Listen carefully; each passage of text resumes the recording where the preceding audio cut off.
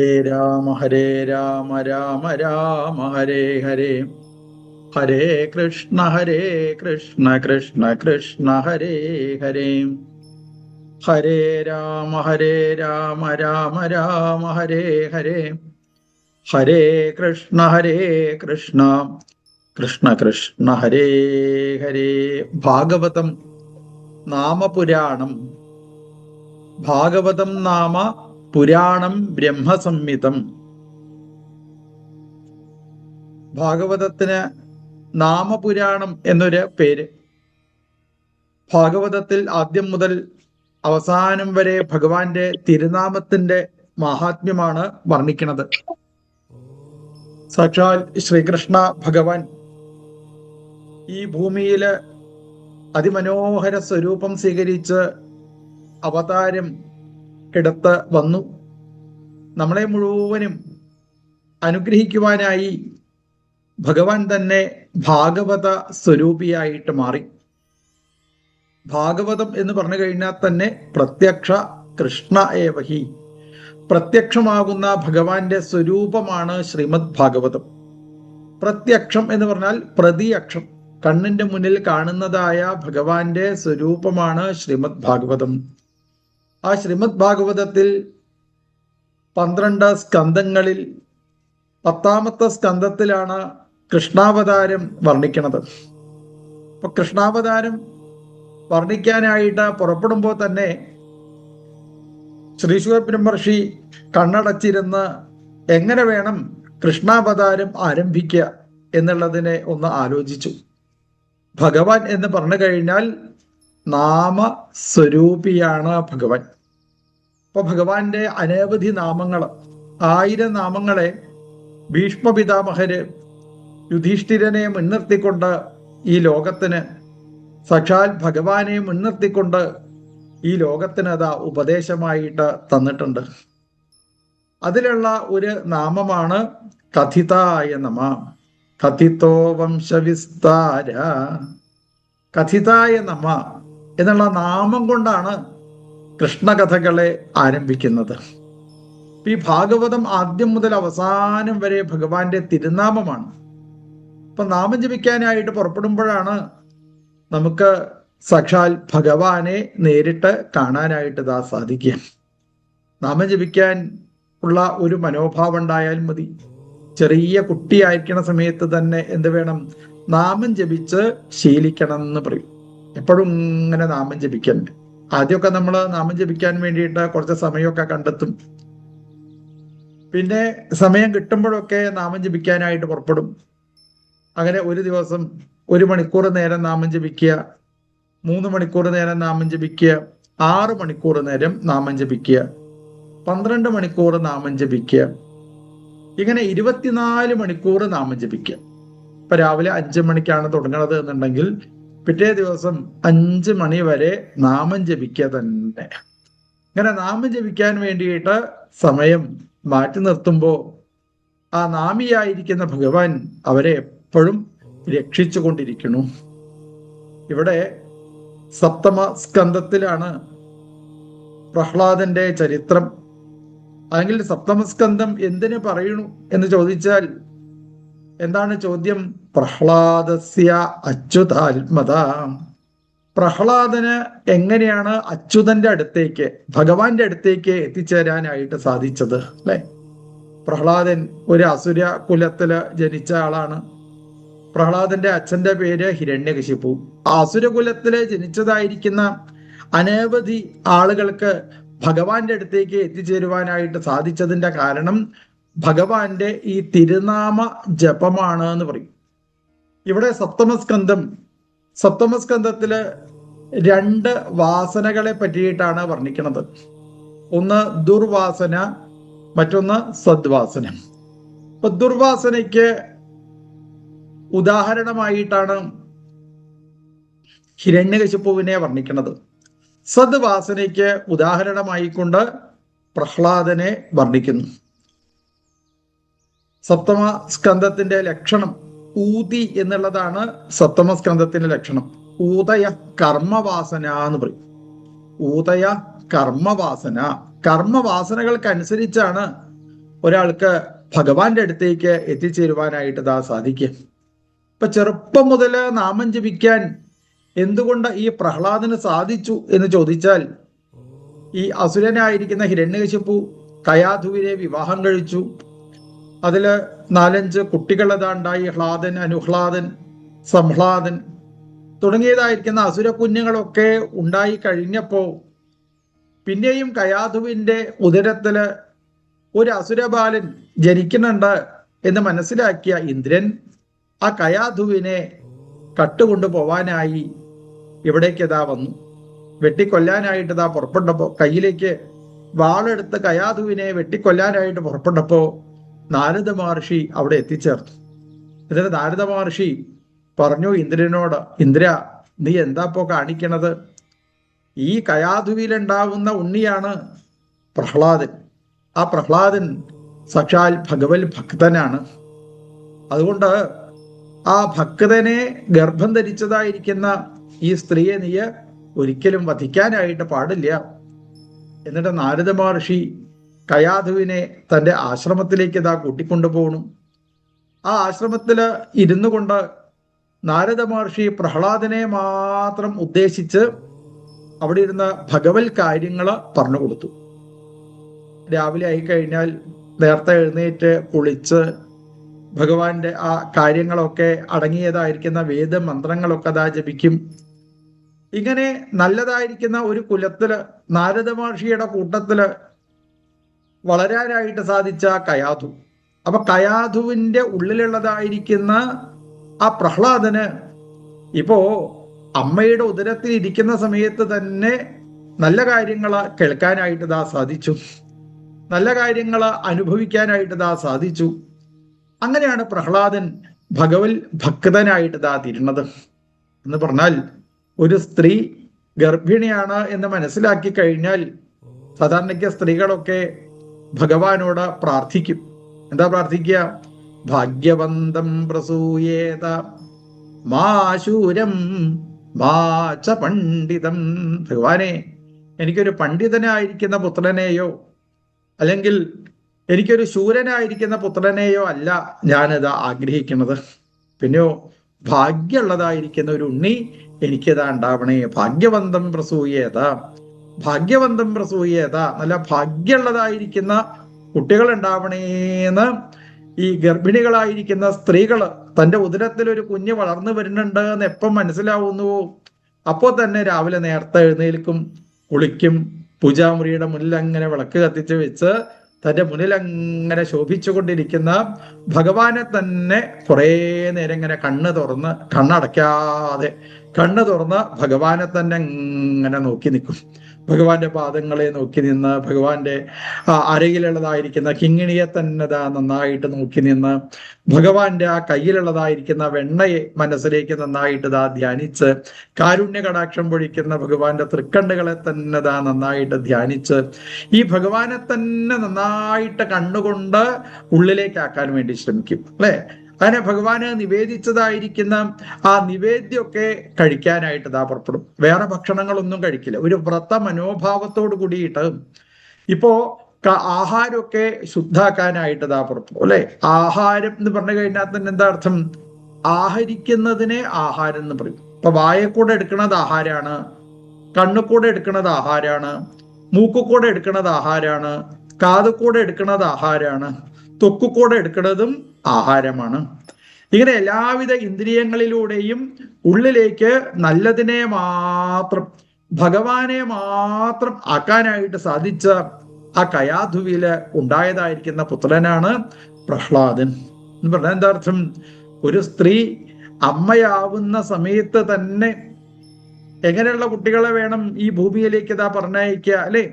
ഉണ്ടാവുന്ന കുട്ടികളൊക്കെ സൽസന്താനമാവണം എന്ന് പറയും. നല്ല കുട്ടികളെ മാത്രമേ ഈ ഭൂമിയിലേക്ക് ഞാൻ പറഞ്ഞയക്കുള്ളൂ എന്നുള്ള ഒരു തീരുമാനമെടുക്കുന്ന അച്ഛനമ്മമാര് വ്രത മനോഭാവത്തോട് കൂടിയിട്ട് ജീവിക്കാൻ വേണ്ടിയിട്ട് ശ്രമിക്കണം. എപ്പോഴാ നല്ല കുട്ടികൾ ഉണ്ടാവുക? ആഹാരം ശുദ്ധമാവണം എന്ന് പറയും. ശുദ്ധമായിരിക്കുന്ന ആഹാര പദാർത്ഥങ്ങളെ കഴിക്കാനായിട്ട് പാടുള്ളൂ. നല്ല ആഹാര പദാർത്ഥങ്ങൾ മാത്രം കഴിക്കാൻ വേണ്ടിയിട്ട് ശ്രമിക്കുക, അല്ലെ? ഏതാ നല്ലത്? ഭഗവാന് നിവേദിക്കാനായിട്ടുണ്ടാക്കിയ എല്ലാ കാര്യങ്ങളും നല്ലതാണ് എന്ന് പറയും. ഭഗവാൻ എന്തൊക്കെയാ നമുക്ക് കൊടുക്കാൻ ഇഷ്ടം, അതൊക്കെ നല്ലതാണ് എന്ന് പറയും അല്ലെ. ഭഗവാന് കൊടുക്കുന്നത് അല്ലെങ്കിൽ പ്രസാദം മാത്രം കഴിക്കാനായിട്ട് ഇതാ ശ്രമിക്കുക. എപ്പോഴാ ഒരു നിവേദ്യം പ്രസാദമായിട്ട് മാറുക? നാമം ജപിച്ചുകൊണ്ട് ഉണ്ടാക്കുന്നതിന് മുഴുവനും എന്താ പറയുക? പ്രസാദം എന്നാ പറയുക അല്ലെ. നാമം ജപിച്ചുകൊണ്ട് ഉണ്ടാക്കിയാൽ മതി. രാവിലെ നേരത്തെ നീറ്റ് കുളിച്ച് ഭക്ഷണമൊക്കെ ഉണ്ടാക്കുന്ന സമയത്ത് ഭഗവാന്റെ തിരുനാമം ജപിക്കുക, ഭഗവാനെ തന്നെ മനസ്സിലേക്ക് അതാ ധ്യാനിക്കുക.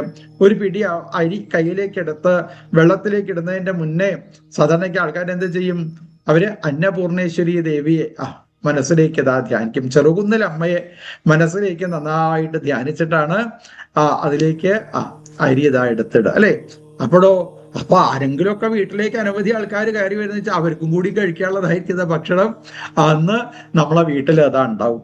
അതാണ് പ്രത്യേകത.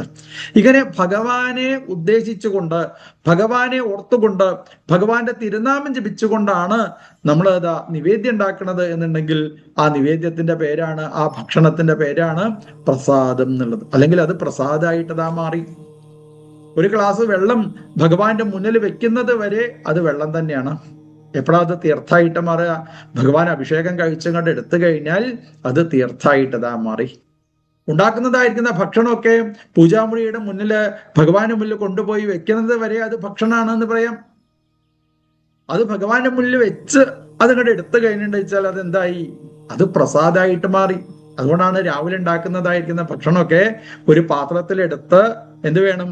പൂജാമുറിയുടെ മുന്നില് ഭഗവാൻ മുന്നിൽ കൊണ്ടുപോയി വെച്ച് ഭഗവാനെ നമസ്കരിച്ച്, ഭഗവാനെയും ഇത് അങ്ങയുടെ പ്രസാദാണ്, അങ്ങ് അനുഗ്രഹിച്ചത് കൊണ്ടാണ് ഈ ഭക്ഷണം എനിക്കിതാ ഉണ്ടാക്കാനായിട്ട് സാധിച്ചത്. ഭഗവാൻ അനുഗ്രഹിച്ചില്ലാച്ചാലോ അല്ലെ, കയ്യില്ലാച്ചാൽ ഭക്ഷണം ഉണ്ടാക്കാൻ പറ്റുമോ? മനസ്സ് നേരെയല്ലാതെ വെച്ചാൽ ഭക്ഷണം ഉണ്ടാക്കാനായിട്ട് പറ്റുമോ? ഭഗവാൻ അനുവദിച്ചത് കൊണ്ടാണ് ഭഗവാനെ എനിക്കിതാ ഈ ഭക്ഷണം ഉണ്ടാക്കാൻ സാധിച്ചത് എന്നുള്ള രീതിയിൽ അത് ഭഗവാന്റെ മുന്നിൽ കൊണ്ടുപോയി വെച്ച് ഭഗവാനെ വീണ് നമസ്കരിച്ച് അത് വീട്ടിലുള്ള എല്ലാവരും കൂടി ഒരുമിച്ചിരുന്ന് കഴിക്കുന്നതിനാണ് ഭക്ഷണം എന്ന് പറയും. എന്തിനാ ഭക്ഷണം എന്ന് പറയാ? ഇഷ്ടസഹ ഭോജനം ഭക്ഷണം എന്ന് പറയും. ഇഷ്ടമുള്ളവര് ഉണ്ടാക്കിയത് ഇഷ്ടമുള്ള ആൾക്കാരുടെ കൂട്ടത്തിലിരുന്ന് കഴിക്കുന്നതിനാണ് എന്ത് പറയാ? ഭക്ഷണം എന്നതാ പറയാ അല്ലേ. അതാണ് ചില ആൾക്കാര് ഭാര്യ ഉണ്ടാക്കിയത് മാത്രമേ കഴിക്കൂ. ഹോട്ടലിൽ നിന്നും ഭക്ഷണം കഴിക്കണത് അവർക്ക് അത്ര ഇഷ്ടം ഉണ്ടാവില്ല. അതുകൊണ്ടാണ് ഈ ഭാര്യ ഉണ്ടാക്കുന്ന ഭക്ഷണം കഴിക്കുന്നതിന്റെ ഉദ്ദേശം എന്താണ്? ഭാര്യയ്ക്ക് ഭക്ഷണം ഉണ്ടാക്കുമ്പോൾ ഒരു മനോഭാവമുണ്ട്, ഇതെന്റെ ഭർത്താവിന് കൊടുക്കാനുള്ളതാണ്, ഇതെന്റെ കുട്ടികൾക്ക് കൊടുക്കാനുള്ളതാണ്, ഇതെന്റെ വീട്ടിലുള്ള ഭഗവാന് കൊടുക്കാനുള്ളതാണ് അല്ലെ. ആ ഒരു മനോഭാവത്തോട് കൂടിയിട്ട് ആ ഭക്ഷണം ഉണ്ടാക്കുന്ന സമയത്ത് ഭക്ഷണം ഉണ്ടാക്കുന്ന ആളുടെ മനസ്സ് എങ്ങനെയാണോ അത് ഭക്ഷണം കഴിക്കുന്ന ആളുടെ ഒരു ശരീരമായിട്ട് മാറുന്നുണ്ട് എന്ന് പറയും. അതിനാണ് മനോമയ കോശം എന്ന് പറയും. മനോമയ കോശം ഒരാൾക്ക് 5 ശരീരമാണ് എന്ന് പറയും അല്ലെ. അന്നമയ കോശം, പ്രാണമയ കോശം, വിജ്ഞാനമയ കോശം, മനോമയ കോശം, ആനന്ദമയ കോശം അല്ലെ. അതിൽ ഈ മനോമയ കോശമാകുന്ന ശരീരം എങ്ങനെയാ ഉണ്ടാവുന്നത്? ഭക്ഷണം ഉണ്ടാക്കുന്ന ആളുടെ മനസ്സ്. ഭക്ഷണം ഉണ്ടാക്കുന്ന സമയത്ത് അവർ ഏത് മനസ്സോടും ഇത് ഭഗവാന് കൊടുക്കാനുള്ളതാണ് എന്നുള്ള രീതിയിൽ നമ്മള് വീട്ടിൽ ഭക്ഷണം ഉണ്ടാക്കുന്ന സമയത്ത് നമ്മൾ എത്രത്തോളം ശുദ്ധത്തോട് കൂടിയിട്ട് ഭക്ഷണം ഉണ്ടാക്കും? രാവിലെ എഴുന്നേറ്റ് കുളിച്ചതിന് ശേഷമേ ഭക്ഷണം ഉണ്ടാക്കുള്ളൂ അല്ലെ. കാരണം ഭഗവാന് കൊടുക്കാനാ. മാത്രമല്ല ഇത് ശ്രീകോവിലുള്ളതായിരിക്കും. ആ ഭഗവാൻ തന്നെയാണ് നമ്മളുടെ വയറിന്റെ ഉള്ളിലിരുന്ന് ഭക്ഷണം സ്വീകരിക്കുന്നതാരാ? അഹം വൈശ്വാനരോ ഭുക്വാ ജഠരാഗ്നിയായി വൈശ്വാനരൻ എന്നുള്ള ഭാവത്തിൽ നമ്മളെ വയറിന്റെ ഉള്ളിലിരുന്ന് ഭക്ഷണത്തിനെ സ്വീകരിക്കുന്നത് സാക്ഷാൽ ഭഗവാനാണ്. ഏതൊരാളുടെയും ജഠരാഗ്നിയിൽ ഇരിക്കുന്നത് സാക്ഷാൽ ഭഗവാനാണ്. അപ്പോൾ നമ്മൾ ഈ ഗണപതി ഹോമത്തിലൊക്കെ നമ്മൾ ഹോമിക്കാനുള്ള വസ്തുക്കൾ എടുത്ത് ഹോമിക്കുന്ന സമയത്ത് ഭഗവാനെ ധ്യാനിക്കുന്നത് പോലെ തന്നെയാണ് നമ്മളെ ഹൃദയത്തില് നമ്മളെ വയറിന്റെ ഉള്ളില് ഇരിക്കുന്നത് ഭഗവാനാണ് എന്നുള്ള ഭാവത്തോടു കൂടി പ്രാണായ സ്വാഹ, അപാനായ സ്വാഹ, വ്യാനായ സ്വാഹ, ഉദാനായ സ്വാഹ, സമാനായ സ്വാഹ. അങ്ങനെ വേണം ഭഗവാനാണ് നമ്മൾ ഭക്ഷണം കൊടുക്കുന്നത് എന്നുള്ള ഒരു ഭാവം നമുക്ക് ഉണ്ടാവണം. അപ്പോഴാണ് നമ്മളെ മനസ്സ് ശുദ്ധമായിട്ട് തീരെ. അപ്പോഴേ നമ്മൾ ഉണ്ടാവുന്നതായിരിക്കുന്ന കുട്ടികളൊക്കെ നല്ല കുട്ടികളായിട്ട് നല്ല ശാന്തഭാവത്തോടു കൂടി അവരെയാണ് സന്താനം എന്ന് പറയുക. ഇവിടെ കയാധുവിന് അതിന് സാധിച്ചു.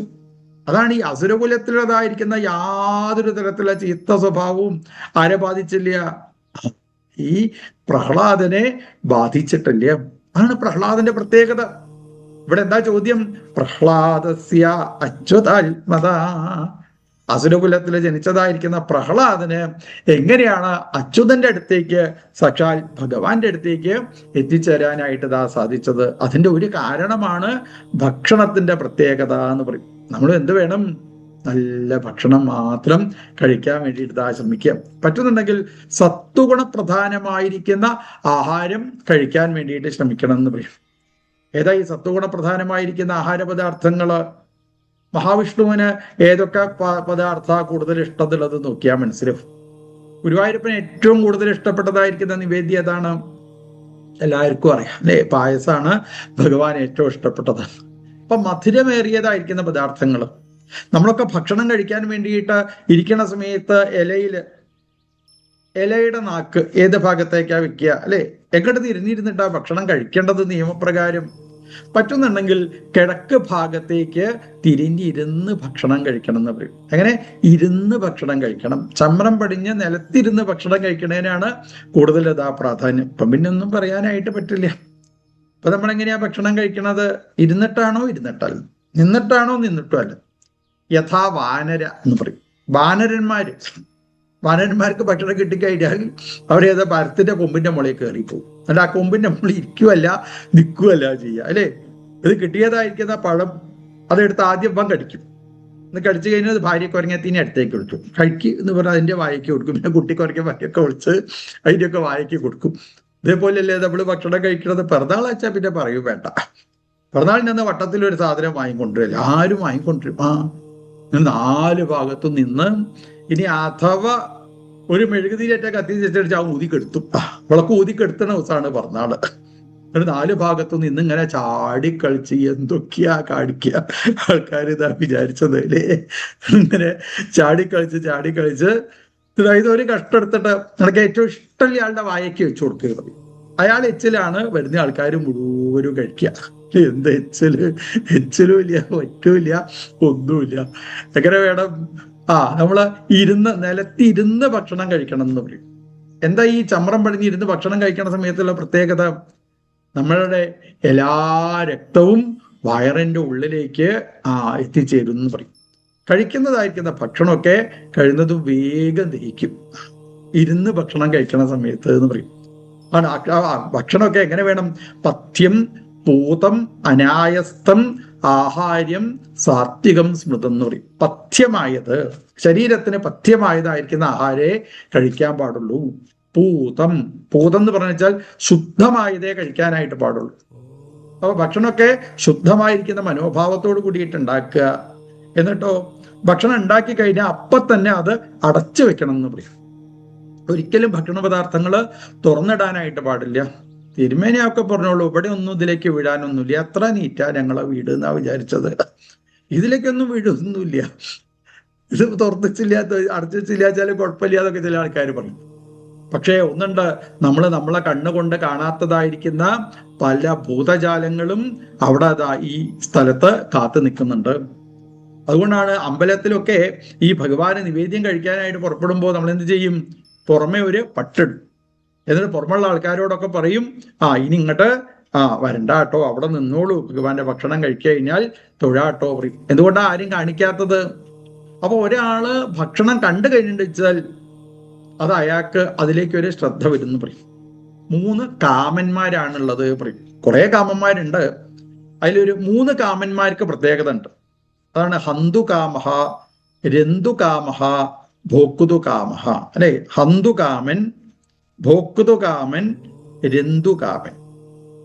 ഭോക്തുകാമൻ എന്ന് പറഞ്ഞാൽ ഏതെങ്കിലും ഭക്ഷണം കണ്ടു കഴിഞ്ഞാൽ അത് കഴിക്കാനുള്ളതായിരിക്കുന്ന ഒരു ആഗ്രഹം, അതിനാണ് ഭോക്തുകാമൻ എന്ന് പറയും. രന്തുകാമൻ എന്ന് പറഞ്ഞു കഴിഞ്ഞാലോ എന്തെങ്കിലും കണ്ടു കഴിഞ്ഞാൽ അതിലേക്ക് രമിക്കാനുള്ളതായിരിക്കും, അത് എനിക്ക് വേണം എന്നുള്ളതായിരിക്കുന്ന ഒരു കാമം നമുക്ക് ശരീരത്തിൽ ഉണ്ടായിരിക്കും. ഹന്തുകാമഹ എന്ന് പറഞ്ഞാൽ തന്നെക്കാൾ വലിയതായിട്ടുള്ള ആൾക്കാരെയോ താൻ ഉപദ്രവിക്കേണ്ടതായിരിക്കുന്ന ആൾക്കാരെയൊക്കെ കാണുമ്പോൾ അയാളെ ഉപദ്രവിക്കാനുള്ള ഒരു മനോഭാവം നമുക്കിതാ ഉണ്ടാവും. അയാളെ ഇല്ലാതെയാക്കുക. അതിനാണ് ഹന്തുകാമം എന്ന് പറയും. ഇങ്ങനെ 3 കാമനകള് ഓരോരോ ആളുകളിലും ഉണ്ട്. അതുകൊണ്ടാണ് മറ്റുള്ളവര് കാണുന്ന രീതിയിൽ ഭക്ഷണം വെക്കാനായിട്ട് പാടില്ല.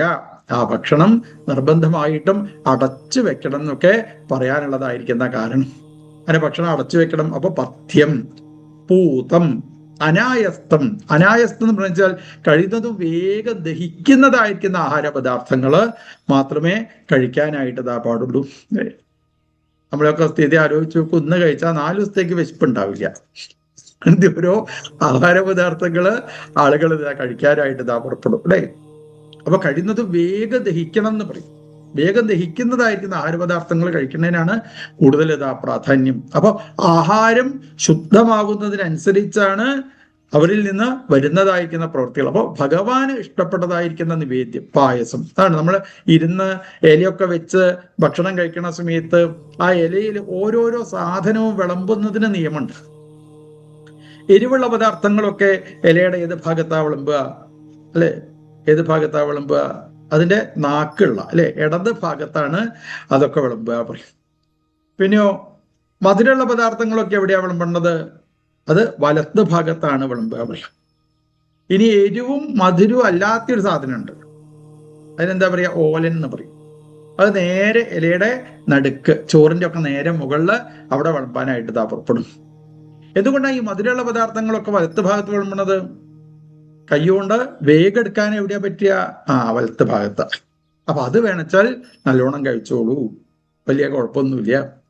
ഈ എരിവൊക്കെ ഉള്ളതായിരിക്കുന്ന എരിവും പുളിയുള്ളതായിരിക്കുന്ന സാധനമൊക്കെ ഇടത്ത് ഭാഗത്ത് വിളമ്പാനുള്ള കാരണം എന്താ?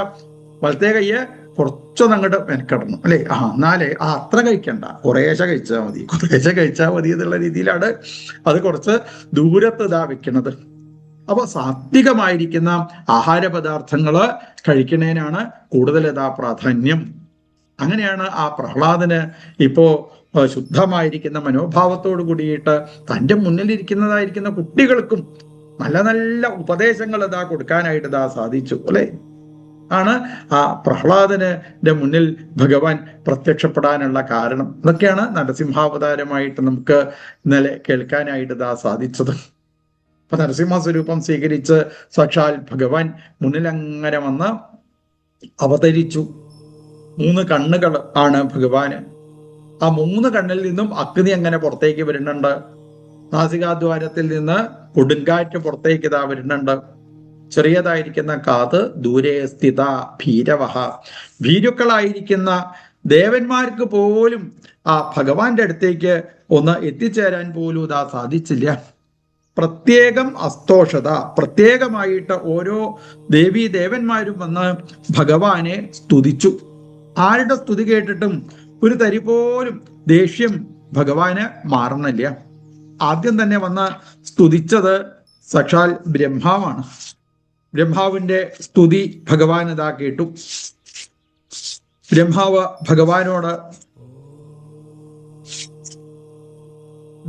ഭഗവാനോട് എന്താ പറയണത്? നതോസ്മ്യനന്തായ ദുരന്ത ശക്തയേ വിചിത്ര വീര്യായ പവിത്ര കർമ്മണേ വിശ്വസ്യ സർഗസ്ഥിതി സംയമാൻ ഗുണൈഹി സ്വലീലയാ സന്തതദേവ്യയാത്മനെ നതോസ്മി. നതോസ്മി എന്ന് പറഞ്ഞാൽ നമസ്കരിക്കന്നെ. വല്ലാതെ ദേഷ്യമുള്ള ഒരാളുടെ ദേഷ്യം ഇല്ലാതെയാക്കാൻ ഏറ്റവും എളുപ്പമായിട്ടുള്ള ഒരു മാർഗം എന്താ? ആ കാക്കലേക്ക് വീണായിട്ട് നമസ്കരിക്കന്നെ അല്ലേ? ഭർത്താവൊക്കെ വല്ലാതെ ദേഷ്യപ്പെട്ടൊക്കെ നിൽക്കുന്ന സമയത്ത് ദേഷ്യമില്ലാതെ അവൻ എന്ത് ചെയ്താൽ മതി? വീണങ്ങോട്ട് നമസ്കരിക്കാൻ പുറപ്പെട്ട് കഴിഞ്ഞാൽ ഭർത്താവ് പറയും, അയ്യോ എന്തിനാ നീ ഇങ്ങനെയൊക്കെ ചെയ്യണത് അല്ലെ? നതോസ്മി. ഏതൊരു ദേഷ്യമുള്ള ആളുടെയും ദേഷ്യത്തിനെ ഇല്ലാതാക്കാൻ ഏറ്റവും എളുപ്പമായിട്ടുള്ള മാർഗം അവരോട് നല്ല രീതിയിൽ നമ്മൾ ഇതാ നിൽക്കുക അല്ലെ. സാരമില്ല, നിങ്ങൾ ഇങ്ങനെ ദേഷ്യപ്പെടല്ലോ അല്ലെ. പ്രഹ്ലാദൻ തന്നെ ആലോചിച്ചു നോക്കൂ. ദേഷ്യപ്പെട്ടുകൊണ്ടിരിക്കുന്നതായ തൻ്റെ അച്ഛന്റെ മുന്നിലിരുന്ന് അച്ഛനോട് ചോദിച്ചു, അച്ഛൻ എന്തിനാ ഇങ്ങനെ ആവശ്യമില്ലാതെ എല്ലാവരോടും ദേഷ്യപ്പെടുന്നത്? രാവിലെ മുതൽക്ക് വൈകുന്നേരം വരെ ദേഷ്യപ്പെട്ട് നിൽക്കാനുള്ള കാരണം എന്താണ്? അവനവന്റെ ഇന്ദ്രിയങ്ങളെ നിയന്ത്രിക്കാൻ സാധിക്കാത്തതായ ഒരാൾക്ക് പിന്നെ എങ്ങനെയാ മറ്റൊരാളെ നിയന്ത്രിക്കാനായിട്ട് സാധിക്കുക? അച്ഛനിപ്പോ അച്ഛന്റെ കൈയിനെ നിയന്ത്രിക്കാൻ സാധിക്കുന്നില്ല, അച്ഛന്റെ നാവിനെ അച്ഛന് നിയന്ത്രിക്കാൻ സാധിക്കുന്നില്ല, അച്ഛന്റെ കണ്ണിനെ അച്ഛന് നിയന്ത്രിക്കാൻ സാധിക്കുന്നില്ല. ആദ്യം വേണ്ടത്? അവനവനെ നിയന്ത്രിക്കാനായിട്ട് സാധിക്കണം അല്ലേ? അപ്പൊ സ്വന്തം നിയന്ത്രണമാണ് ജീവിതത്തിൽ ഉണ്ടാവേണ്ടത്. അപ്പൊ സ്വന്തം നിയന്ത്രിക്കാൻ സാധിച്ചു എന്നുണ്ടെങ്കിൽ എവിടെ പോയി കഴിഞ്ഞാലും നമുക്ക് യാതൊരു കുഴപ്പവും ഉണ്ടാവില്ല. ആദ്യം സ്വയം നിയന്ത്രണമാണ് ഉണ്ടാവേണ്ടത് എന്ന് പറയും. അതിനാണ് യമം എന്ന് പറയുക അല്ലെ? ഇന്ദ്രിയങ്ങളൊക്കെ സ്വയം നിയന്ത്രിക്കാനായിട്ട് സാധിക്കണം. കണ്ണിനെ നിയന്ത്രിക്കാൻ സാധിച്ച ഒരാള് എന്ത് കണ്ടു കഴിഞ്ഞാലും അതിന്റെ പിന്നാലെ പോവില്ല. കാതിനെ നിയന്ത്രിക്കാൻ സാധിച്ചതായിരിക്കുന്ന ഒരാൾക്ക് ഏത് വേണ്ടാത്തത് കേട്ട് കഴിഞ്ഞാലും അതിന്റെ പിന്നാലെ പോവാൻ തോന്നില്ല. നാവിനെ നിയന്ത്രിക്കാൻ സാധിച്ചതായിരിക്കുന്ന ഒരാൾക്ക് കഴിക്കാൻ പാടില്ലാത്ത ഏത് പദാർത്ഥങ്ങളും മുന്നിൽ കണ്ടു കഴിഞ്ഞാലും അവരത് കഴിക്കില്ല. മനസ്സിനെ നിയന്ത്രിക്കാൻ സാധിച്ചതായിരിക്കുന്ന ഒരാൾക്ക് മനസ്സിലേക്ക് ഏത് ചിത്തവികാര വിചാരങ്ങൾ കയറി വരുന്നുണ്ടെങ്കിലും അതിനെയൊക്കെ തടുത്ത് നിർത്താനുള്ളതായിരിക്കുന്ന ഒരു കഴിവ് ഉണ്ടായിരിക്കും. മനസ്സ് ശുദ്ധമാവണം എന്ന് പറയും. എങ്ങനെ? ഗോപസ്ത്രീകളുടെ മനസ്സ് പോലെ. ഗോപസ്ത്രീകളുടെ മനസ്സിന്റെ പ്രത്യേകത? അവരുടെ മനസ്സ് എന്ന് പറഞ്ഞാൽ വറുത്ത വിത്ത് പോലെയാണ് എന്ന് പറയും. ആണ് ഭക്തന്മാരുടെ മനസ്സ് വറുത്തതായിരിക്കുന്ന വിത്ത്. വറുത്ത വിത്തിന്റെ പ്രത്യേകത എന്താണ്? ഏത് അനുകൂല സാഹചര്യം വന്ന് വീണ് കഴിഞ്ഞിട്ട് വെച്ചാലും ഏത് അനുകൂല സാഹചര്യത്തിലും ആ വിത്ത് മുളച്ചതാവില്ല. നമ്മളെ മനസ്സെങ്ങനെയായിരിക്കണം? വറുത്ത വിത്ത് പോലെ ആയിരിക്കണം എന്ന് പറയും അല്ലേ? ഏത് ചീത്ത സാഹചര്യം അടുത്തേക്ക് വന്നു കഴിഞ്ഞാലും ആ മനസ്സിനെ ബാധിക്കില്ല. ഭക്തന്റെ മനസ്സിന്റെ പ്രത്യേകതയാണ്. അവരുടെ മനസ്സിനെ അത് ഒരിക്കലും ബാധിക്കില്ല. നതോസ്മി. ഇങ്ങനെ ശാന്ത മനോഭാവത്തോടു കൂടി ഒരാളുടെ അടുത്ത് വന്ന് നിൽക്കുന്നതോടു കൂടി തന്നെ അയാളും ശാന്തമായിട്ട് തീരുന്നു. ഏ യഥാ മാം പ്രപദ്യന്തേ താം തഥൈവ ഭജാമ്യഹം എന്ന് പറയും. എങ്ങനെയാണോ നമ്മൾ ഒരാളെ അങ്ങോട്ട് കാണുന്നത് അതേപോലെയാണ് അയാൾ ഇങ്ങോട്ടും നമ്മളെ കാണുക. നമ്മൾ വല്ലാതെ ദേഷ്യപ്പെടാനായിട്ട് പുറപ്പെട്ട് കഴിഞ്ഞാൽ അയാൾക്കും ദേഷ്യം വരും. അപ്പൊ നമ്മളും കൂടി ദേഷ്യപ്പെടാൻ പുറപ്പെട്ട് കഴിഞ്ഞാലോ അയാൾ ദേഷ്യപ്പെടാനുള്ള അയാളുടെ സ്വഭാവ, അയാൾ അങ്ങനെ ആയിക്കോട്ടെ. ഒരു ഭക്തന് എല്ലാവരെയും തന്നാലെ ശാന്തമാക്കാനായിട്ട് സാധിക്കും. അവരെയാണ് ഭാഗവതന്മാര് എന്ന് പറയും. 3 തരത്തിലാണ് ഭാഗവതന്മാര് എന്ന് പറയും അല്ലേ? ചില ആൾക്കാരൊക്കെ നാമം ജപിക്കുന്നത് കണ്ടു കഴിഞ്ഞാൽ, ചില ആൾക്കാർ നമ്മളോട് നാമം ജപിക്കണം എന്ന് പറഞ്ഞു കഴിഞ്ഞാൽ നമ്മൾ നാമം ജപിക്കും. ഈശ്വരനെ ഉപാസിക്കൂ എന്ന് പറഞ്ഞാൽ ചിലപ്പോൾ നമ്മൾ ഈശ്വരനെ ഉപാസിക്കാനായിട്ട് പുറപ്പെടും. ചില ആൾക്കാരോ ചില ഭക്തന്മാര് നാമം ജപിക്കുന്നത് കണ്ടു കഴിഞ്ഞാൽ അയാളെ കണ്ടു കഴിഞ്ഞിട്ട് വെച്ചാൽ ചില ആൾക്കാർക്ക് തോന്നും അയാളെ പോലെ ആവായിരുന്നു കേട്ടോ, അയാളെ പോലെ ആവായിരുന്നു കേട്ടോ, കണ്ടില്ലേ എപ്പോഴും ഇങ്ങനെ നാമം ജപിക്കണു, അയാളെ പോലെ ആവായിരുന്നു കേട്ടോ എന്ന് ചില ഭക്തന്മാരെ കണ്ടു കഴിഞ്ഞാൽ നമുക്ക് തോന്നും. എന്നാ ഇങ്ങനെ എപ്പോഴും ഈശ്വരനെ മാത്രം ഉപാസിച്ചു കൊണ്ടിരിക്കുന്നതായ ചില ഭക്തന്മാര് എന്ന് പറഞ്ഞു കഴിഞ്ഞാൽ അവരൊന്ന് കാണാൻ സാധിച്ചാൽ മതി. ദർശനാദേവ സാധവാം. അങ്ങനെയുള്ള ഭക്തന്മാരെ നമ്മൾ കാണുന്നതോടുകൂടി തന്നെ നമ്മളും ഭക്തനായിട്ട് തീരണോ എന്ന് പറയും. ആണ് ശാന്തമായിരിക്കുന്ന മനോഭാവം ഉള്ള സമയത്താണ് ഭഗവാന്റെ അനുഗ്രഹം നമുക്ക് ഉണ്ടാവുക. നതോസ്മി. എല്ലാവരെയും ബഹുമാനിക്കാനുള്ളതായിരിക്കുന്ന ഒരു കഴിവ്. ഞാനും ഭഗവാനെ അങ്ങയുടെ പാദങ്ങളിലേക്ക് വീണതാ നമസ്കരിക്കണു. നതോസ്മ്യനന്തായ ദുരന്ത ശക്തയെ വിചിത്രവീര്യായ പവിത്ര കർമ്മണേ. എന്തിനാ ഭഗവാൻ ഈ ലോകത്ത് അവതരിച്ചത്? എല്ലാ കർമ്മങ്ങളും പവിത്രമാക്കാൻ വേണ്ടിയിട്ട്, ശുദ്ധമാക്കാൻ വേണ്ടിയിട്ട് എന്ന് പറയും. കർമ്മങ്ങളൊക്കെ എപ്പോഴാ പവിത്രാവുക? അതിൽ ഭഗവാനെ കൂട്ടിച്ചേർക്കാനായിട്ട് സാധിക്കുമ്പോഴാണ് ആ കർമ്മമൊക്കെ പവിത്രമായിട്ട് മാറുക. വീടുണ്ടാക്കി പവിത്രം എന്ന് പേരിട്ടിട്ട് കാര്യമില്ല. എന്ത് വേണം? അവിടെ ഇരുന്ന് ചെയ്യുന്ന കാര്യങ്ങൾ മുഴുവനും ഈശ്വരനോട് ബന്ധപ്പെടുത്തുക. അപ്പോഴാണ് ആ വീട് പവിത്രമായിട്ട് മാറുന്നത്. എല്ലാ കർമ്മവും ഭഗവാനോട് ബന്ധപ്പെടുത്താനായിട്ട് പുറപ്പെട്ടു കഴിഞ്ഞാൽ അതൊക്കെ പവിത്രമായിട്ട് മാറി. എപ്പോഴൊന്നും ചിലപ്പോൾ നമുക്ക് ഭഗവാനെ ഓർക്കാൻ സാധിച്ചില്ലെങ്കിലും ഒരു ദിവസം എഴുന്നേറ്റ് കുറച്ചു നേരം തന്നെങ്കിലും ഈശ്വരോപാസനയ്ക്ക് സമയം കണ്ടെത്തണം. ഒരു നാളരനാഴിക തോറുമെങ്കിലും കരുണാവാരിധി മിന്ദിരാമണാളം അതുതാൻ പുനരമ്പതൊമ്പതും മറ്റരയും കൂടി വിശുദ്ധമാക്കുമല്ലോ. ഒരു ദിവസം കുറച്ചു നേരം ഭഗവാൻ ഉപാസിക്കാൻ നമ്മൾ സമയം കണ്ടെത്തി കഴിഞ്ഞാൽ മറ്റുള്ള സമയം മുഴുവനും ഭഗവാൻ എന്ത് ചെയ്യും? നമ്മളെ അനുഗ്രഹിച്ചു കൊണ്ടിരിക്കുന്നു. നമ്മളെ അടുത്ത് അങ്ങനെ വന്ന് നമ്മളെതാ രക്ഷിച്ചു കൊണ്ടിരിക്കുന്നുണ്ട്. നതോസ്മ്യനന്തായ ദുരന്തശക്തയെ വിചിത്രവീര്യായ പവിത്ര കർമ്മണേ വിശ്വസ്യ സർഗസ്ഥിതി സംയമാൻ ഗുണൈ സ്വലീലയാ സന്തതദേവ്യയാത്മനെ. ബ്രഹ്മാവ് വന്ന് ഭഗവാനെ സ്തുതിച്ചു. മഹാദേവൻ ഭഗവാനതാ വന്നതാ സ്തുതിക്കുന്നുണ്ട്. ഋഷീശ്വരന്മാരൊക്കെ വന്ന് ഭഗവാനതാ സ്തുതിച്ചു. അവസാനം വിഷ്ണു പാർഷദന്മാര് എന്ന് പറഞ്ഞ ആരാണ്? ഏറ്റവും അടുത്തിരിക്കുന്ന ആൾക്കാരെയാണ് പാർഷദന്മാര് എന്ന് പറയാ. ആ വിഷ്ണു പാർഷദന്മാര് വന്ന് ഭഗവാനോട് ഇതാ പ്രാർത്ഥിച്ചു. അദ്വൈതത് ഹരി നരരൂപം അത്ഭുതം തേ. ഭഗവാനെ, അങ്ങയുടെ അത്ഭുതമായിരിക്കുന്ന നരഹരി സ്വരൂപത്തിനെ, നരസിംഹ സ്വരൂപത്തിനെ ഞങ്ങൾക്കിതാ ഇന്ന് കാണാനായിട്ടിതാ സാധിച്ചു. തസ്യേദം നിധനം അനുഗ്രഹായ വിദ്മ. അങ്ങയുടെ കൈകൊണ്ട് മരിക്കാൻ സാധിക്കുക എന്ന് പറഞ്ഞു കഴിഞ്ഞാൽ അതും നല്ലത് തന്നെയല്ലേ ഭഗവാനെ, അല്ലെ? ഇപ്പൊ ഹിരണ്യകശിപുവിന് അങ്ങയുടെ കൈകൊണ്ട് മരിക്കാനായിട്ട് ഇതാ സാധിച്ചു. മരിക്കും എന്നുള്ള കാര്യം ഉറപ്പാ.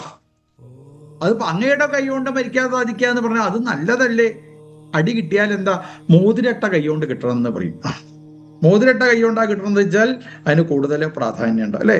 കണ്ടവരുടെ കൈ കൊണ്ട് അടി കിട്ടണേനല്ല. ചിലവരൊക്കെ പറയാറില്ലേ, അച്ഛൻ്റെ അടുത്തുനിന്ന് അടി കിട്ടിയിട്ടാണ് ഞാനിതാ നേരെയായത്, ഗുരുനാഥന്റെ അടുത്തുനിന്ന് അടി കിട്ടിയിട്ടാണ് ഞാനിതാ ഈ ഭാവത്തിൽ ഇതാ എത്തിച്ചേർന്നത് എന്ന് ചിലവർ അന്തസ്സോട് കൂടിയിട്ട് ഇതാ പറയും.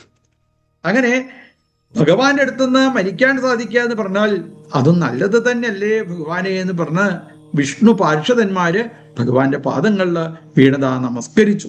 ആളുടെ സ്തുതി കേട്ടിട്ടും ഒരു തരി പോലും ദേഷ്യം മാറാത്തതായിരിക്കുന്ന ആ നരസിംഹമൂർത്തിയുടെ ദേഷ്യത്തിനൊക്കെ ഇല്ലാതാക്കാൻ വേണ്ടി വേഗം ബ്രഹ്മാവ് വൈകുണ്ഠ ലോകത്ത് പോയി ഭഗവാന്റെ ഭാര്യയായിരിക്കുന്ന ലക്ഷ്മി ഭഗവതിയോട് പറഞ്ഞു, ലക്ഷ്മി, നിന്റെ ഭർത്താവ് ഇപ്പോ വല്ലാതെ ദേഷ്യപ്പെട്ടുകൊണ്ടിരിക്കുക, ആ ദേഷ്യക്കൊന്നും ഇല്ലാതെ ആക്കണേ പറഞ്ഞു.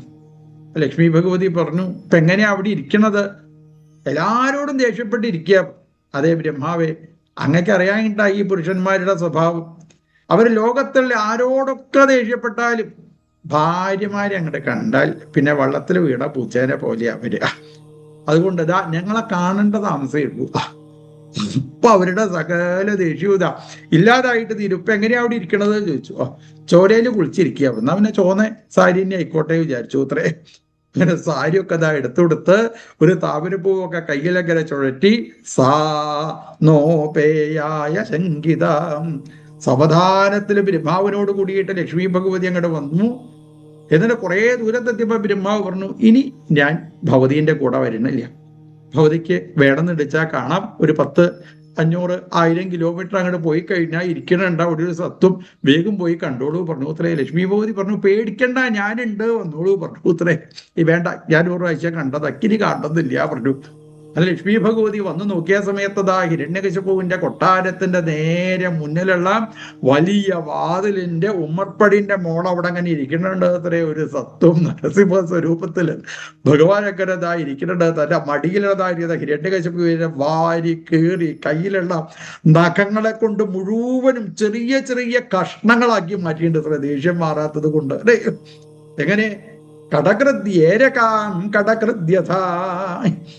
ഈ പുൽപ്പായൊക്കെ ഉണ്ടാക്കുന്ന ആൾക്കാര് ശ്രദ്ധിച്ചു നോക്കിക്കോളൂ, അല്ലേ? അവര് ഈ കൈതോല എന്ന് പറഞ്ഞ് ഈ തോടിന്റെ ഒക്കെ ഇടയിൽ ഉണ്ടാവുന്ന ഒരു ഇതുണ്ട്. അത് എടുത്തു കൊണ്ടുവന്ന് അവര് നന്നായിട്ട് സംസ്കരിച്ച് വെള്ളത്തിലിട്ട് അതൊക്കെ ഉണക്കി. എങ്ങനെയാ പായ ഉണ്ടാക്കുക ചോദിച്ചാൽ, ഈ പായ ഉണ്ടാക്കുന്ന ആൾക്കാര് കയ്യിലിട നഖം കുറച്ചങ്ങനെ വലുതാക്കും അത്രേ.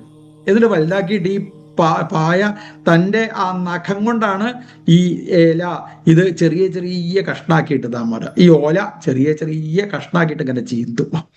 ഇതേപോലെ തൻ്റെ മുന്നിൽ അങ്ങനെ കടക്കുന്നതായിരിക്കും ആ ഹിരണ്യകശിപുവിനെ ഇപ്പോ നരസിംഹമൂർത്തി എന്ത് ചെയ്തു? ഏരകാം കടകൃദ്യഥാം.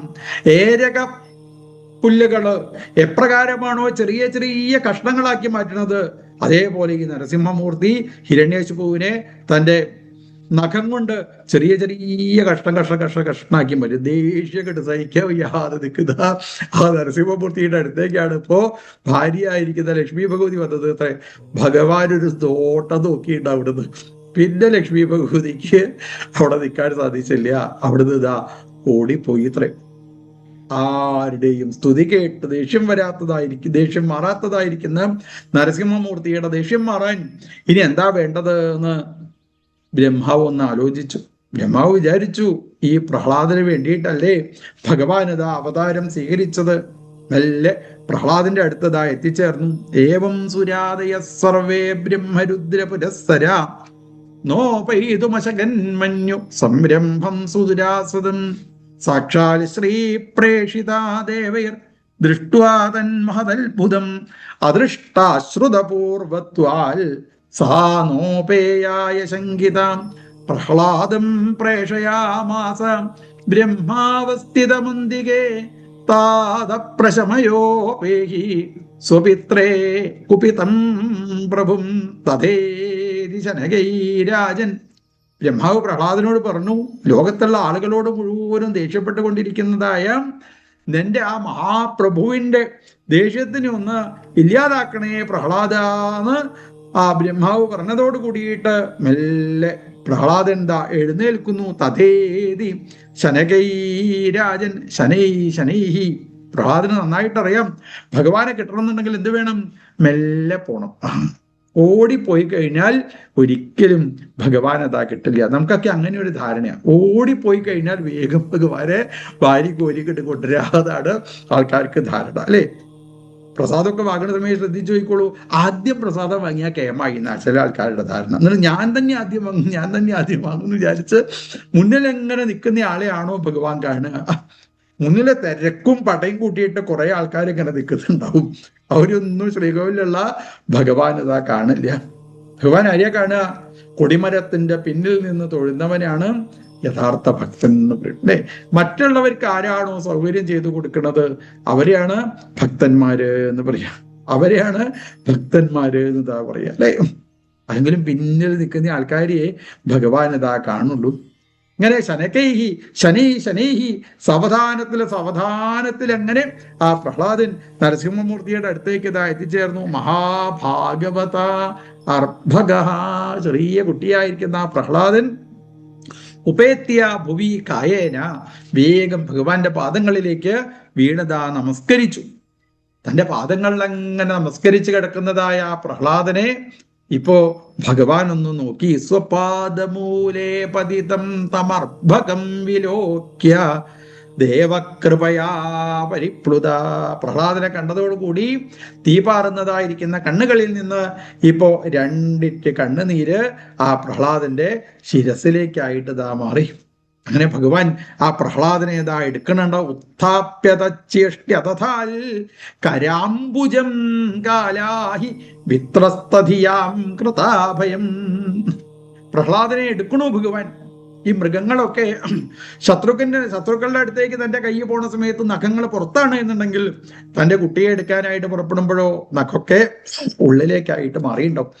അപ്പൊ നഖമൊക്കെ ഉള്ളിലേക്കായി പ്രഹ്ലാദനത എടുക്കണുണ്ട്. മെല്ലെ എടുത്ത് തന്റെ മടിയിലേക്ക് ഇതാ എടുത്തു വെച്ച് കാലാഹി വിത്രസ്തധിയാം കൃതാഭയം. അഭയം, എല്ലാവർക്കും അഭയത്തിനെ മാത്രം പ്രദാനം ചെയ്യുന്നതായിരിക്കുന്ന തന്റെ കൈകളെ കൊണ്ട് പ്രഹ്ലാദനെ അനുഗ്രഹിച്ച് തന്റെ മടിയിൽ അങ്ങനെ ഇരുത്തുന്നതായ സാക്ഷാൽ നരസിംഹമൂർത്തി. സതൽ കരസ്പരിശദുദാഖിലാശുപസപദ്യഭിവ്യക്ത പരാത്മദർശനം. കരസ്പരിശദുദാഖിലാശുഭ, തന്റെ മടിയിൽ അങ്ങനെ ഇരിക്കുന്ന പ്രഹ്ലാദനെ ഇപ്പോ ഭഗവാൻ തന്റെ കൈ കൊണ്ട് സ്പരിശം എന്ന് പറയുന്നത് മെല്ലെ തൊടുന്നതിനാണ് സ്പരിശം എന്ന് പറയാ, അല്ലെ? മെല്ലെ തൊട്ടൂത്രേ. മെല്ലെ തൊട്ടങ്ങനെ ഉഴിഞ്ഞൊടുക്കാനായിട്ട് ഇതാ പുറപ്പെടുന്നത്. സ്പരിശദുതാഖില അശുഭ. എന്താണ്? എന്തെങ്കിലും അശുഭങ്ങള് ഈ ഉണ്ണിയുടെ മേലുണ്ടോ എന്നിങ്ങനെ നോക്കിക്കൊണ്ടിരിക്കുന്നതായ പർവ്വതാക്രമണീരവി, എന്തൊക്കെ ദുരിതങ്ങളാ ഇവന് സഹിക്കേണ്ടതായിട്ട് ഇതാ വന്നിട്ടുള്ളത്. എന്തെങ്കിലും പ്രയാസങ്ങൾ എൻ്റെ ഭക്തനായിരിക്കുന്ന പ്രഹ്ലാദനുണ്ടായോ? ഇവന്റെ ശരീരത്തിൽ എവിടെയെങ്കിലും എന്തെങ്കിലും കേടുപാടുണ്ടോ എന്ന് നോക്കിക്കൊണ്ടിരിക്കുന്നതായ ആ നരസിംഹമൂർത്തി എന്നിട്ടോ കൈ കൊണ്ട് ഇങ്ങനെ നന്നായിട്ട് ഉഴിഞ്ഞു കൊടുക്കേണ്ടത് എത്ര കരസ്പരിശുതാഖിലാശുഭസപദ്യഭിവ്യക്ത പരാത്മദർശന തൽപാദപത്മം ഹൃദി നിർവൃതോ ദധോ ഹൃഷ്യത്തനും ക്ലിന്നഹൃത് അശ്രുലോചന. നരസിംഹമൂർത്തിയുടെ കണ്ണിൽ നിന്ന് ധാരധാരയായിട്ട് കണ്ണുനീരിങ്ങനെ ഒഴുകി തന്റെ വടിയിൽ കിടക്കുന്നതായിരിക്കുന്ന പ്രഹ്ലാദനെ ഇപ്പോ സാക്ഷാൽ നരസിംഹമൂർത്തി തന്റെ കണ്ണുനീര് കൊണ്ട് കുളിപ്പിക്കുക കഴിഞ്ഞിട്ടുണ്ട്. അത്രേ കണ്ണുനീര് കൊണ്ട് ഉണ്ണിയെ കുളിപ്പിച്ച് കൈകൊണ്ട് നന്നായിട്ട് അങ്ങനെ ഉഴിഞ്ഞു കൊടുക്കുന്നതായിരിക്കുന്ന ആ നരസിംഹമൂർത്തി പ്രഹ്ലാദനെ മടിയിലേക്ക് എടുത്തു വെച്ച് പ്രഹ്ലാദനെ തന്റെ കൈകൊണ്ട് അങ്ങനെ ഒഴിഞ്ഞു കൊടുക്കുന്നതായ ആ നരസിംഹമൂർത്തി ഹൃഷ്യത്തനു ക്ലിന്നഹൃത് അശ്രുലോചന. ഈ മൃഗങ്ങളൊക്കെ കുട്ടികളെ ലാളിക്കുന്നത് കാണുന്നു. ശരിക്കും കല്യാണം കഴിഞ്ഞാൽ ആദ്യമായിട്ട് ഈ ഭാര്യനെയും കൊണ്ട് എങ്ങോട്ടാ പോണ്ടത് ചോദിച്ചാൽ മൃഗശാലയ്ക്കാ പോണ്ടത് പ്രിയപ്പ. മൃഗശാലയ്ക്ക് പോയിട്ട് ഈ മൃഗങ്ങളൊക്കെ കുട്ടികളെങ്ങനെ ലാളിക്കുന്നത് ഇങ്ങനെ കാണിച്ചു കൊടുക്കുക അല്ലെ.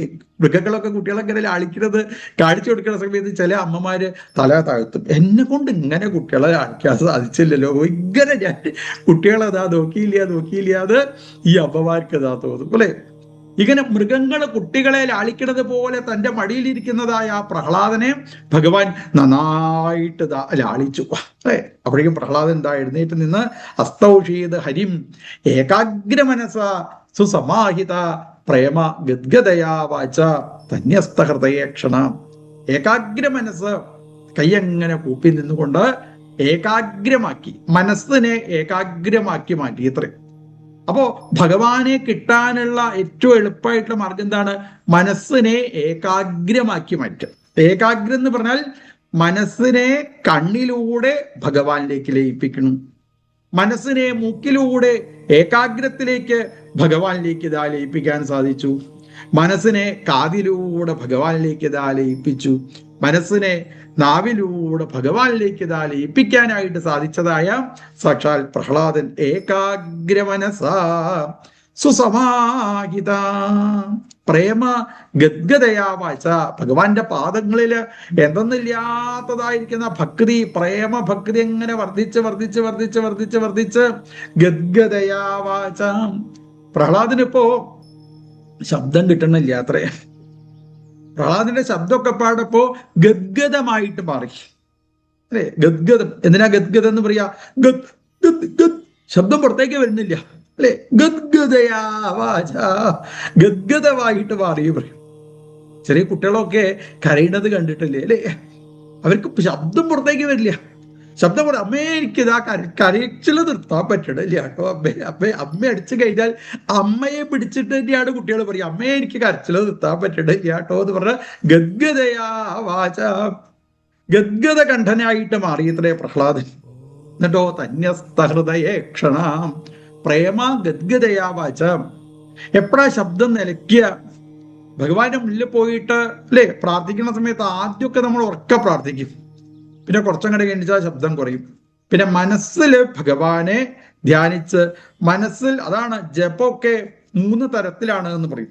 ഒന്ന് ഉറക്കെ ജപിക്കുക. ആദ്യമൊക്കെ ജപിക്കുമ്പോൾ പ്രാർത്ഥിക്കുമ്പോൾ നമ്മൾ ഉറക്കെയാണ് ജപിക്കുക. എന്താ ഈ ഉറക്കെ ജപിക്കുന്നത് കൊണ്ടുള്ള ഗുണം? അങ്ങനെ നമ്മൾ ഉറക്കെ ജപിക്കുന്ന സമയത്ത് കാതിലൂടെ വേറെ ശബ്ദമൊന്നും ഉള്ളിലേക്ക് വരില്ല, കണ്ണിലൂടെ വേറെ ഒന്നും നമ്മൾ കാണാൻ വേണ്ടിയിട്ട് ഇതാ ശ്രമിക്കില്ല, നാവിലൂടെ വേറെ ഒന്നും നമ്മളിലേക്ക് ഇതാ എത്തിച്ചേരില്ല. കാരണം ഇതിനൊന്നും നമുക്ക് നിയന്ത്രിക്കാൻ പറ്റുന്നില്ല. കണ്ണിനെയും കാതിനെയും മൂക്കിനെയും നിയന്ത്രിക്കാൻ പറ്റാത്ത സമയത്ത് നമ്മൾ എന്ത് വേണം? ഉറക്ക വേണം ഈശ്വരനെ ഉപാസിക്കുക എന്ന് പറയും. കുറേശ്ശെ ഇതിനൊക്കെ നിയന്ത്രിക്കാൻ സാധിച്ചു കഴിഞ്ഞാലോ ശബ്ദം ഇങ്ങനെ കുറഞ്ഞു വരും. പിന്നെ എപ്പോഴാ ആ ജപം ഉത്തമമായിട്ട് മാറുക, സ്തുതി ഉത്തമമായിട്ട് മാറുക? മനസ്സില് ഭഗവാൻ എങ്ങനെ വന്നു നിന്ന് എൻ്റെ ഏറ്റവും അടുത്താണ് ഭഗവാൻ ഇതായിരിക്കണത്. ഏറ്റവും അടുത്ത് ഭഗവാൻ ഇരിക്കുന്ന സമയത്താണ് ശബ്ദം കുറഞ്ഞു വരിക അല്ലേ. നമ്മൾ എന്റെ സ്ഥിതി ആലോചിച്ച് നോക്കൂ. നമ്മൾ എപ്പോഴാ ഉറക്ക പറയാം? 2 മനസ്സ് ദൂരത്ത് നിൽക്കുന്ന സമയത്താണ്, ദേഷ്യം വരുന്ന സമയത്താണ് നമ്മൾ ഉറക്കതാ സംസാരിക്കുക. ഭർത്താവിനോടൊക്കെ വല്ലാതെ ദേഷ്യം വരുന്ന സമയത്ത് എന്തൊരു ഉറക്കാ സംസാരിക്കാതാ വിചാരിച്ചത് അല്ലേ. അപ്പൊ ദേഷ്യം വരുന്ന സമയത്തേ ഉള്ളൂ. സ്നേഹത്തോട് കൂടിയിട്ടിരിക്കുന്ന സമയത്തോ ശബ്ദം ഇങ്ങനെ കുറഞ്ഞ് എന്താണ്? തന്റെ അടുത്താണ് താരി. 2 മനസ്സ് അടുത്തങ്ങനെ നിൽക്കും. അപ്പൊ ഭഗവാനും ഞാനും അടുത്താണ് എന്നങ്ങോട്ട് മനസ്സിലാവുമ്പോ പിന്നെ ഉറക്ക പറയേണ്ട കാര്യമില്ല.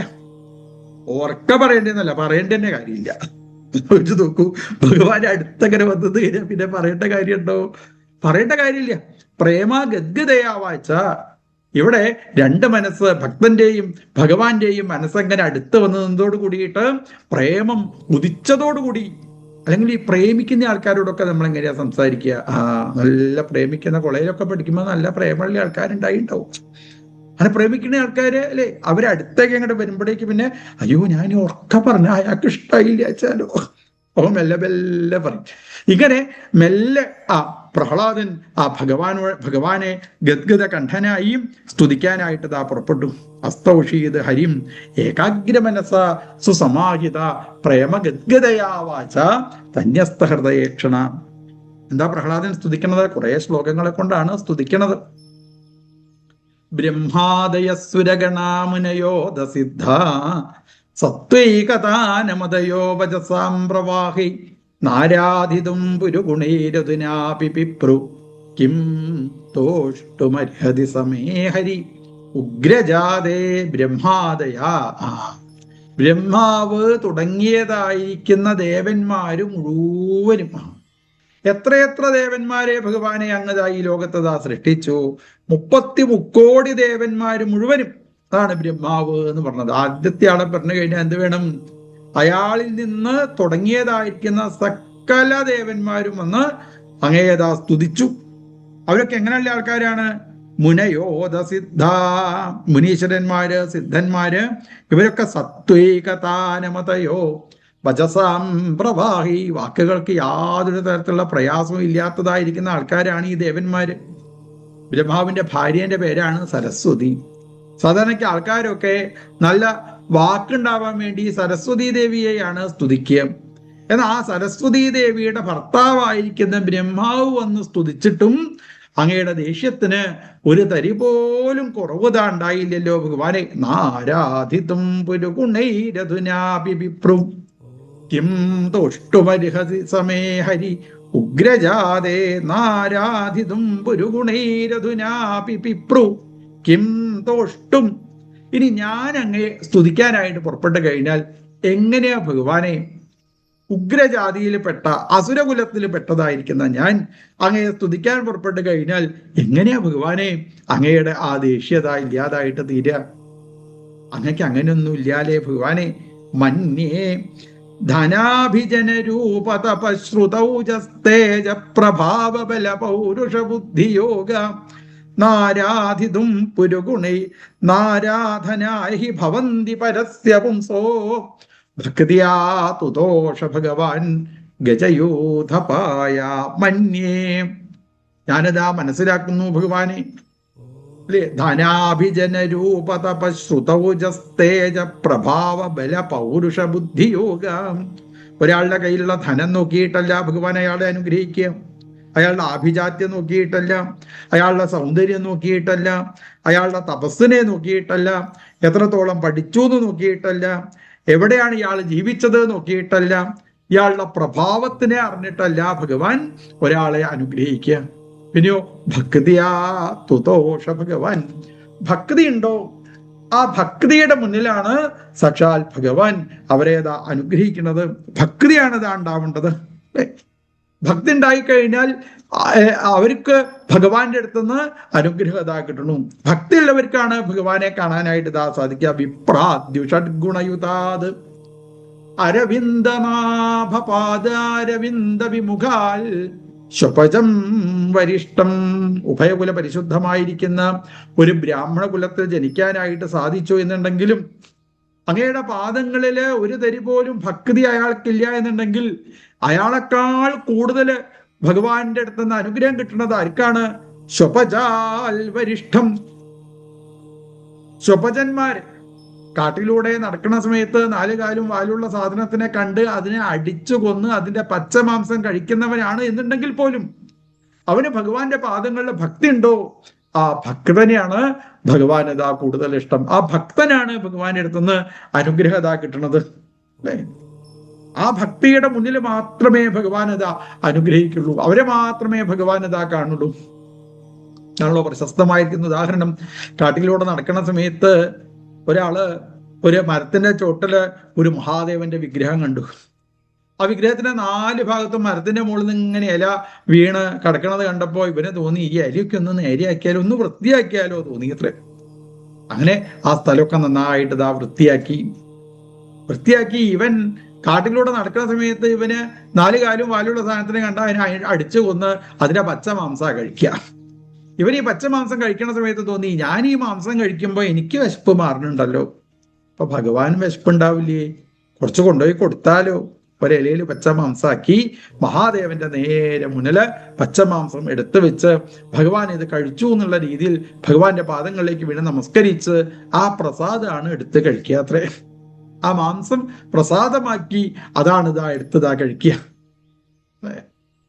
ഒരു ദിവസം വെള്ളത്തിലിറങ്ങി അരുവിലിറങ്ങി കുളിക്കണ സമയത്ത് ഇവന് തോന്നി, ഞാൻ ഈ വെള്ളത്തിലിറങ്ങി കുളിക്കുമ്പോ എന്റെ ശരീരത്തിന് നല്ല സുഖമുണ്ട്, ചിലപ്പോ ഭഗവാനും കുളിക്കണം എന്ന് വെച്ചാലോ നീറ്റ് ഇങ്ങോട്ട് പോരാൻ വേണ്ടി കാലൊന്നും ഇല്ലല്ലോ, നീ ഞാൻ അങ്ങോട്ട് കൊണ്ടുപോയി കൊടുക്കാ വെള്ളം.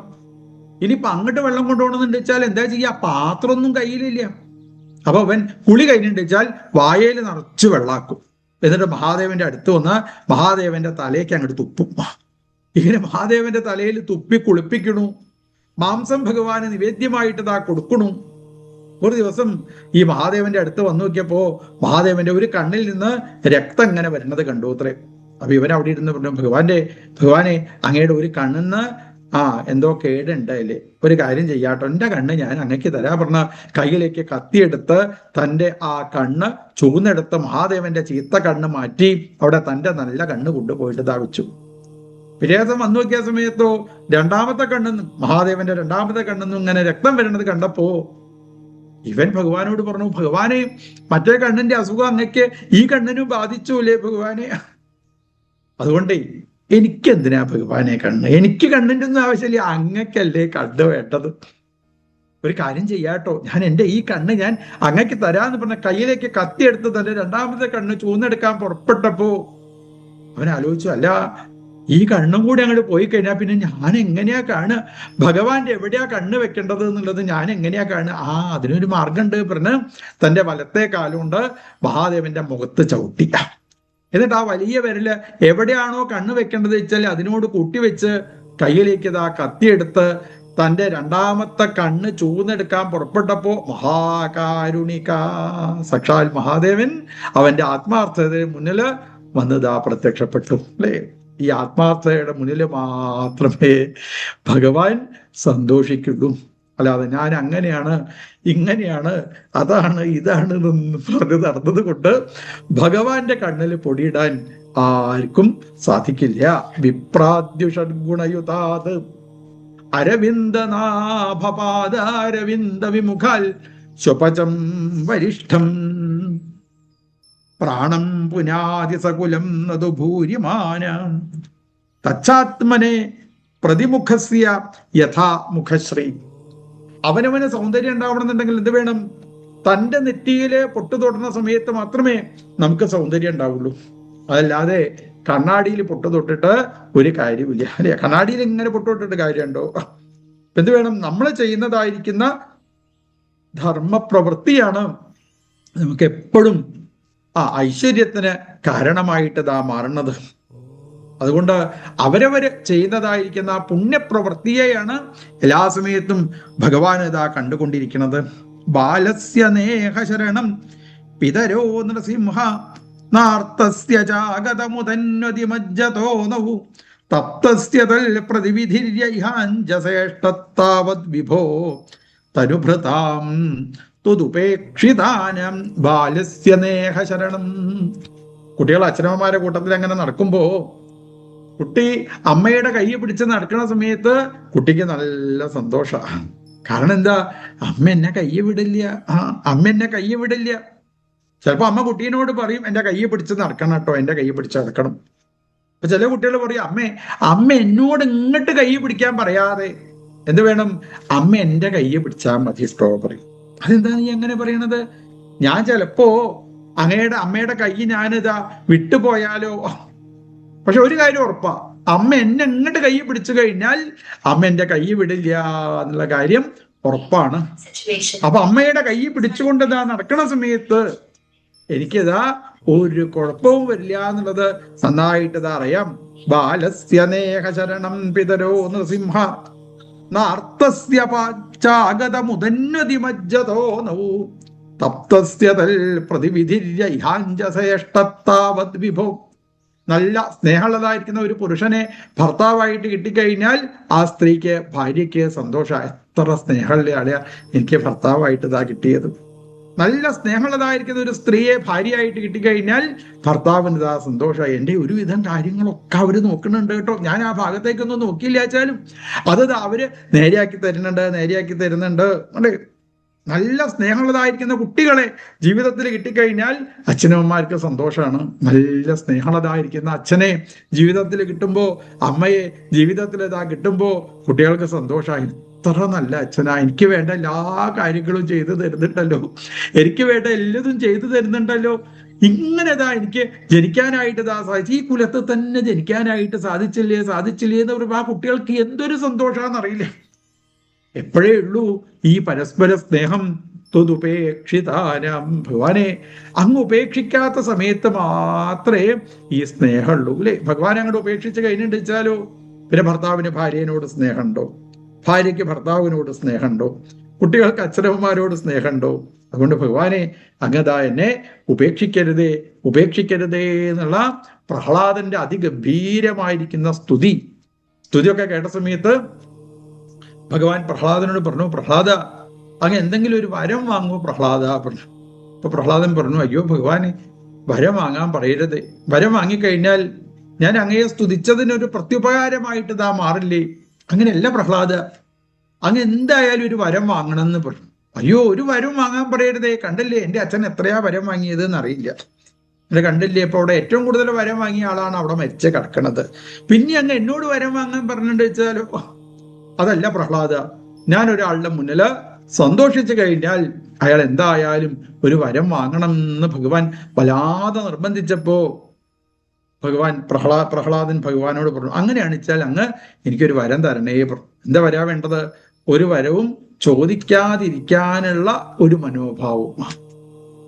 ഭഗവാൻ പറഞ്ഞു, തോറ്റു കിട്ടോ പ്രഹ്ലാദ, ഞാൻ അങ്ങയുടെ ഭക്തിയുടെ മുന്നിൽ തോറ്റു എന്ന് പറഞ്ഞുകൊണ്ടിരിക്കുന്ന ആ നരസിംഹമൂർത്തി അല്ലെ.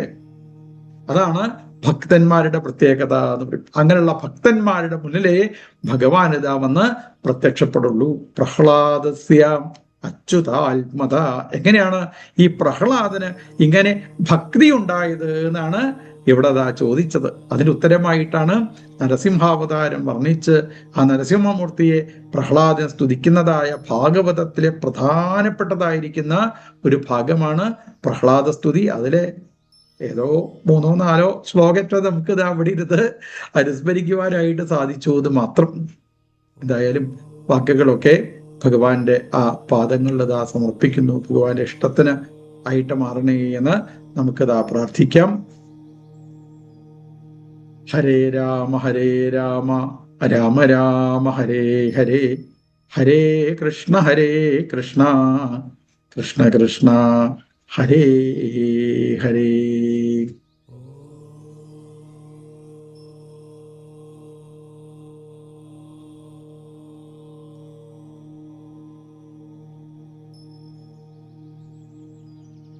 ഹരി ഓം, നമസ്തേ. ആർക്കെങ്കിലും എന്തെങ്കിലും ഡൗട്ട് ഉണ്ടെങ്കിൽ ചോദിക്കാം.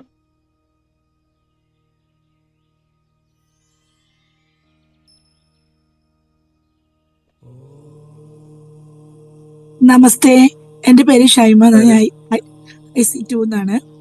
പിന്നെ എനിക്ക് പ്രഭാഷണം നമുക്ക് ഇത് റെക്കോർഡ് ചെയ്യുന്നുണ്ടല്ലോ, അപ്പൊ അത് അല്ലാതെ നമ്മുടെ ഗ്രൂപ്പിൽ വല്ലതും കിട്ടാൻ എന്തെങ്കിലും സാധ്യതയുണ്ടോ? എന്ന് വെച്ചാൽ നമ്മൾ ഈ ഓഫീസ് ടൈം ആയതുകൊണ്ട് കറക്റ്റ് ടൈമിന് ചിലപ്പോൾ കയറാൻ പറ്റില്ല, അതുകൊണ്ട് മൊത്തം കേൾക്കാൻ പറ്റില്ല ഇന്ന് എനിക്ക്. അത് അറേഞ്ച് ചെയ്ത് തരാം. IC2 അവിടെ അന്നേരം സമിതിയിൽ ഒന്ന് പറഞ്ഞിരുന്നാൽ മതി. ഇവിടുന്ന് സമിതിയിൽ നിന്ന് കോണ്ടാക്ട് ചെയ്തിട്ടേ അത് റെഡിയാക്കി തരാം. ഓക്കെ നമസ്തേ. വേറെ ആർക്കെങ്കിലും?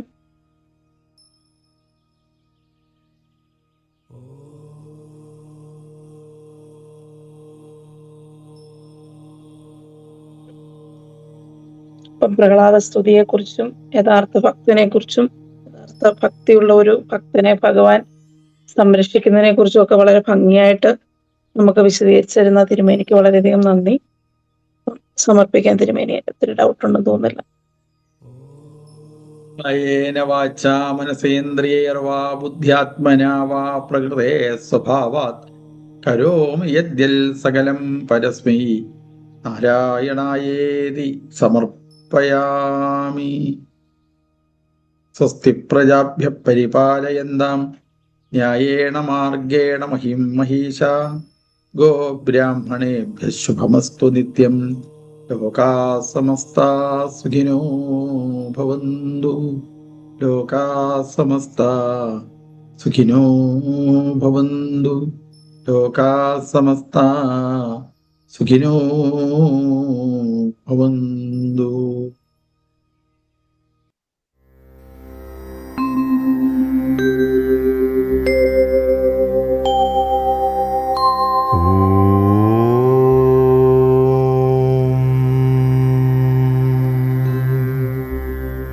ഓം